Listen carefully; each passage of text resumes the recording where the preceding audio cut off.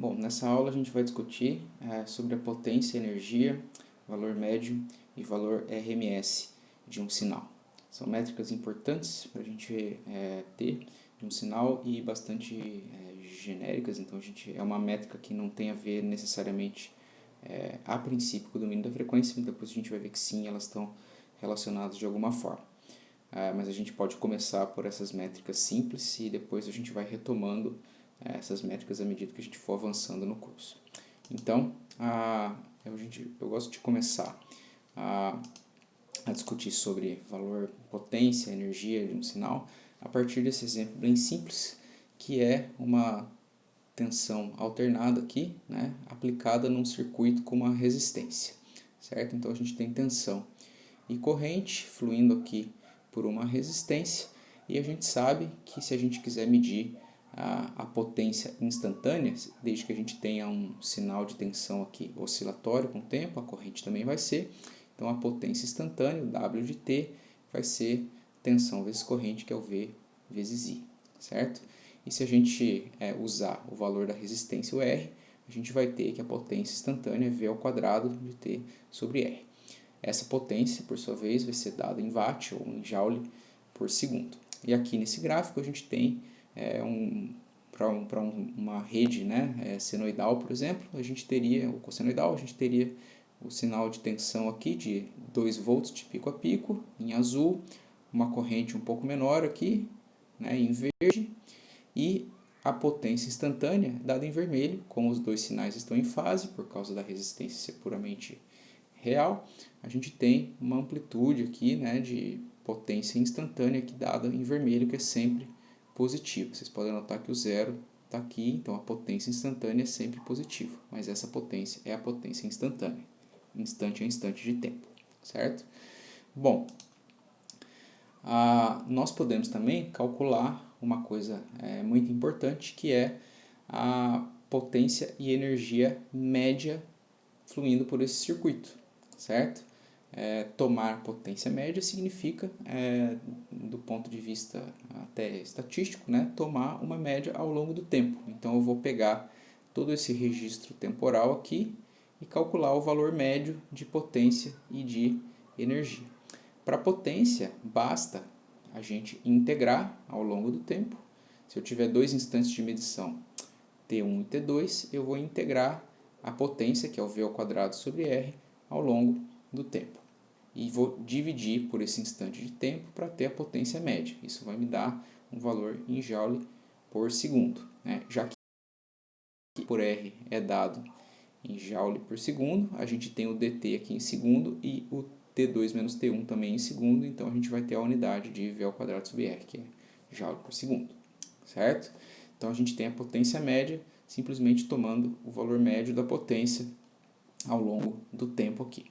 E a energia, né, é potência vezes o tempo. Então a gente simplesmente descarta essa normalização aqui pelo tempo, certo? Então aqui, neste gráfico, a gente tem de novo a potência que a gente viu aqui em vermelho, a mesma coisa, né? E a potência média plotada aqui nessa linha tracejada preta, né? Vocês podem notar aqui que a legenda é um colchetezinho para indicar que é o valor médio da potência, certo? Bom, note, respectivamente, então, que a energia tem dimensão física de joule e potência tem dimensão física de watt, ou joule por segundo, já que nós estamos falando de quantidades físicas associadas à tensão elétrica, corrente elétrica e resistência elétrica. Bom, é interessante, no entanto, que a gente defina conceitos um pouco mais amplos relativos ao sinal em si, tá? Então a gente pode ter, por exemplo, o valor médio de um sinal, que é simplesmente a média das amplitudes no tempo. Então eu vou pegar um sinal, por exemplo, de tensão elétrica, em o V de T aqui, o azul, pegar o registro temporal dele e tirar a média das amplitudes ao longo do tempo, é isso que está expresso aqui nessa integração, certo? Somo as amplitudes entre os instantes T1 e T2 e divido pelo valor do intervalo, né? O tanto de tempo que eu tenho ali medido, certo? Se eu tomar isso para um sinal discreto, fica muito evidente que isso aqui é a média que a gente está acostumado lá da estatística, né? Que é o somatório de cada amplitude, de cada instante, né, amostrado, dividido pelo número de amostras que eu tenho no meu sinal, certo? Uma outra métrica interessante é o valor RMS ao quadrado, né? Ou potência do sinal vai ter a ver de fato com o valor RMS, tá?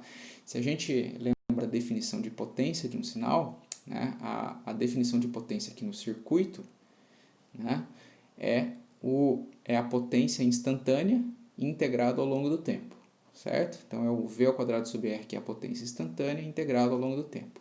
Se a gente definir isso para um sinal qualquer, a gente vai ter o sinal ao quadrado, né, porque a gente teria aqui, né, o análogo do circuito, a gente tem tensão ao quadrado, então para definir a potência do sinal, a gente vai ter a amplitude do sinal ao quadrado integrado dividido pelo intervalo de tempo que eu medi.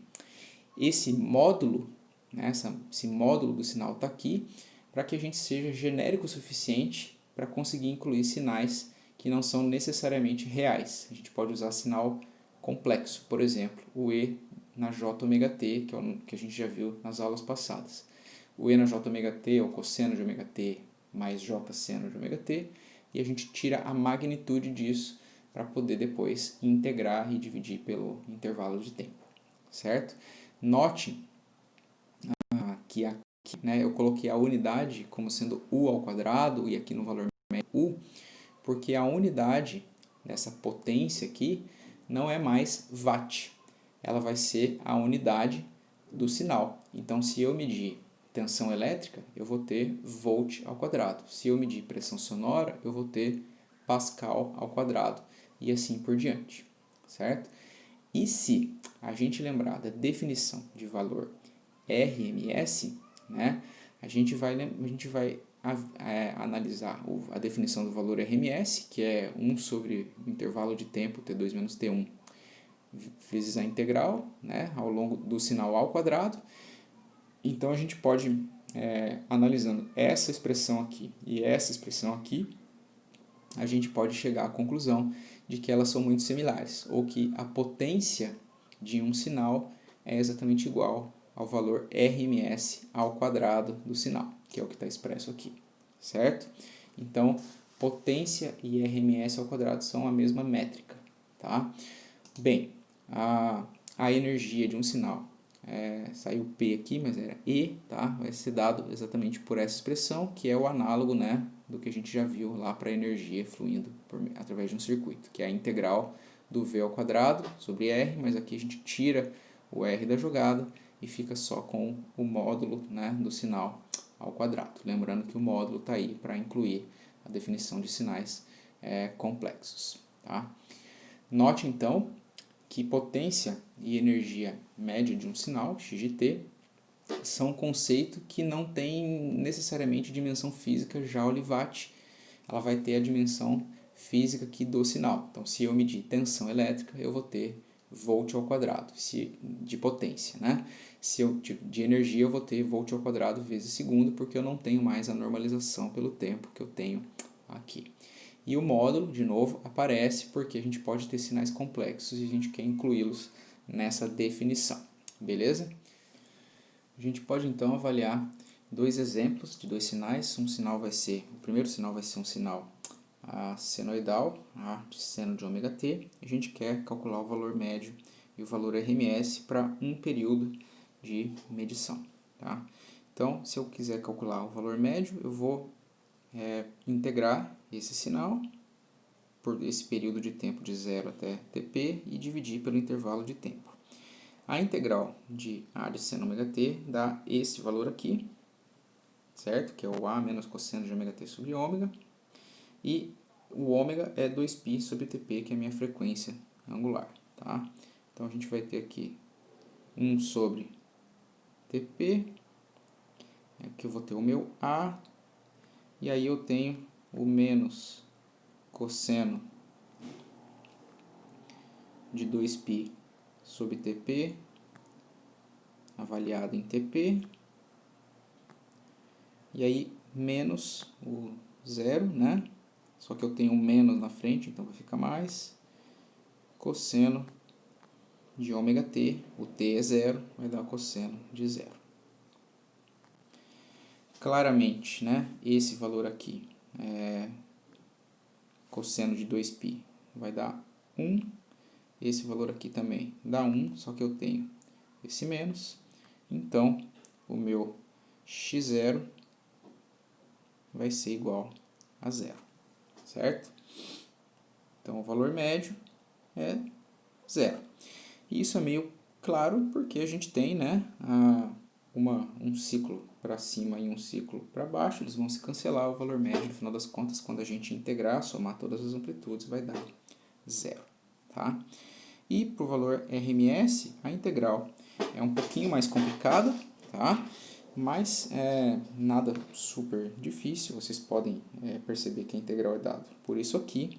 E se a gente fizer essa integral aí, o nosso RMS ao quadrado vai dar amplitude ao quadrado por 2, vocês podem resolver depois em casa, e o XRMS finalmente vai dar amplitude por raiz de 2, certo? Então esse é o nosso valor RMS no seno que a gente está bem acostumado, tá? Se a gente fizer um segundo exemplo aqui, que seria esse sinal DC, certo? Esse sinal, né, é o x de t igual a é uma constante, o sinal não oscila com o tempo, ele tem amplitude, a mesma amplitude durante todo o tempo. O x0, né, vai ser, agora eu quero medir, né, esse sinal por infinitos segundos, então eu vou medir de menos t infinito até mais t infinito, e aí eu tomo o limite, né, de 1 sobre t menos t, e a integral de menos t até mais t, nesse limite aqui de tempo até o infinito, certo? Se eu tomar isso, eu vou ter, né, exatamente o mesmo limite, né, quando o t tender a infinito, acho que faltou aqui, né? E aí eu tenho 1 sobre 2t, eu tenho o meu a, que pode sair ali da integral, e eu vou ter a integral de menos t, mais t de dt. E aí o meu x0, né, vai dar igual a A.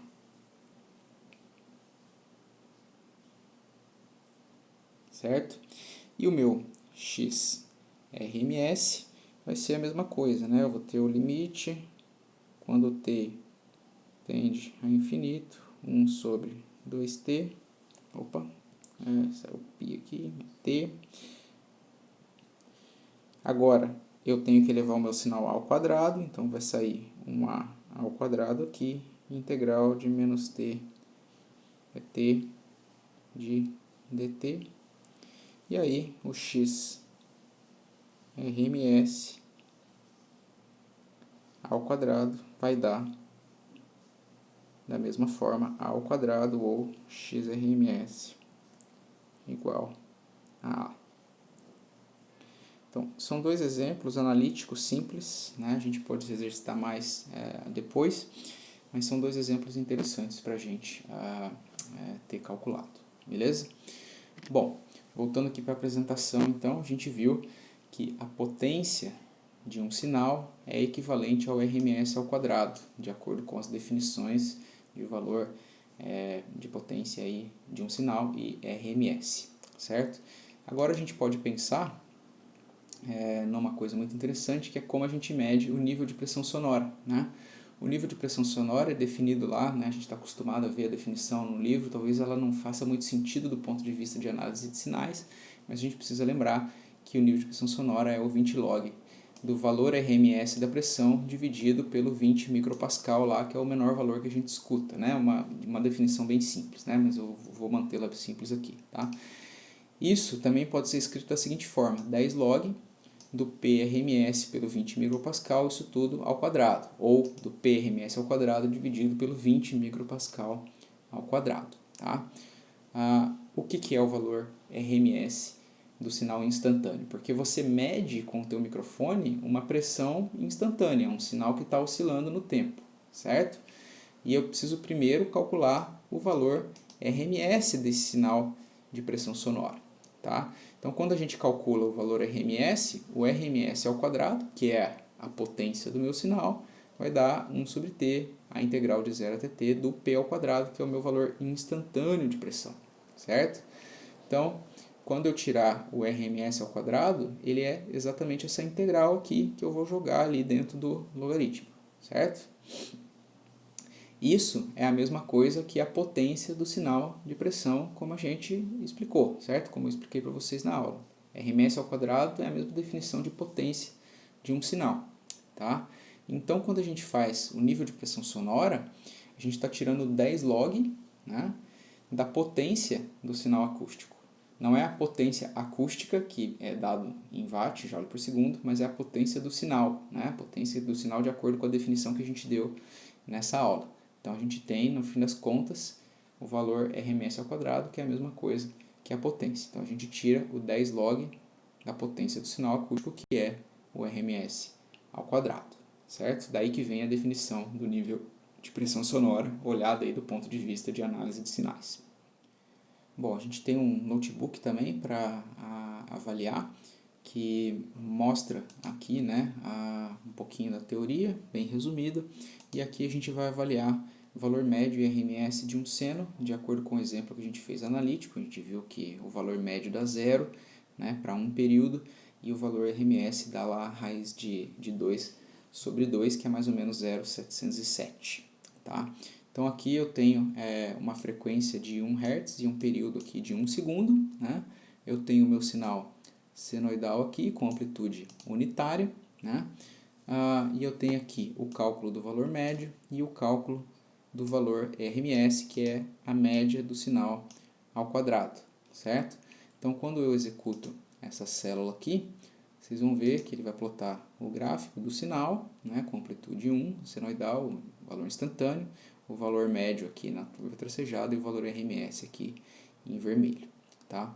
Então, vocês podem observar, eu coloquei tudo com 100 unidades, só para não complicar as coisas, tá? Mas o valor médio deu um valor bem pequeno, né? Tem um errinho numérico, não dá exatamente 0 por causa da questão computacional, e o valor RMS dá perto ali de 0,707, certo? O que acontece se eu pegar esse seno e avaliá-lo, por exemplo, por 1,2 segundos? Eu vou um pouco além do período, né? Se eu executar essa célula agora, eu vou ver que eu tenho o período inteiro e mais um resquício aqui, certo? E aí, naturalmente, o valor médio já não vai dar mais 0, porque eu vou ter essa parte aqui cancelando com essa parte, mas eu vou ter uma sobra aqui além do 1 segundo, certo? E o valor RMS também vai mudar um pouco, não vai mais ser exatamente 0,707, certo? E um aspecto interessante é que se eu aumentar muito esse tempo aqui, para 100 segundos, por exemplo, eu vou estar avaliando diversos períodos mais um restinho, né? Então, o meu valor médio ele vai dar muito perto de 0, muito mais perto do que antes, porque eu tenho muito mais amostras e, portanto, o meu sinal, né, do ponto de vista estatístico, eu vou ter um valor mais perto do valor médio. E a mesma coisa vai acontecer com o valor RMS. Eu vou me aproximando cada vez mais do raiz de 2 sobre 2, certo? Vocês podem brincar depois com isso para avaliar isso aqui no notebook, tá bom? A gente pode fazer algumas definições, que é a potência total e energia total. Tem um pouco a ver com esse caso que a gente viu no exemplo aí de um sinal DC, né, que a gente avaliou de menos infinito até mais infinito, e a potência e energia total vai ter a ver exatamente com isso. A gente vai avaliar potência e energia no limite quando o tempo tender a infinito. E aí a gente tem as definições análogas, dado aqui nessas expressões no slide. E eu incluí aqui a potência total e energia total de um sinal discreto, simplesmente para mostrar para vocês aqui que a gente vai ter um limite quando a gente tiver infinitas amostras no meu sinal, certo? Então aqui a gente tem essa normalização aqui por 2n mais 1, porque a gente na verdade inclui a amostra em zero. Então a gente vai ter 2n mais 1 amostras. Mas quando a gente estiver lidando com sinais finitos, a gente vai ter que manter aqui na normalização o número de amostras que eu tenho no meu sinal, certo? Esse 2n mais 1 está aqui só porque a gente está tirando o limite aqui quando n tende a infinito, beleza? E a gente tem 3 classes quando a gente fala de potência e energia total. A gente tem sinais de energia finita, quando a energia do sinal, a energia total for finita, a potência total do sinal vai dar nula, certo? A gente tem sinais de potência total finita, e nesse caso a energia total vai dar infinita, e a gente tem sinais de potência e energia infinitos, em que a potência total vai dar infinito e a energia total vai dar infinito. E tem alguns exercícios no livro que vão ser recomendados para o pessoal que faz a disciplina, para exatamente classificar sinais nessas 3 classes aqui, em energia finita, em potência infinita, potência finita e energia infinita, ou potência e energia infinitos, certo? Bom, por hoje era isso, um abraço e até mais.